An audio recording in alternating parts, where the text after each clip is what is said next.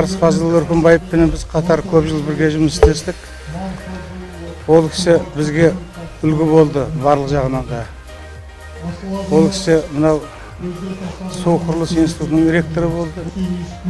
Бір өкіл ретінде мен ол кісіні өте қатты құрметтедім. Ол кісі пассионарлық адам еді. Жүрген жерінде генератор идея дейді ғой, идеяның генератор адам еді. Озық ойлы, заманынан бұрын туған адам деп санаймын. Себебі ол кісінің істеген жаңалықтардың барлығы кейіннен өмірге енді.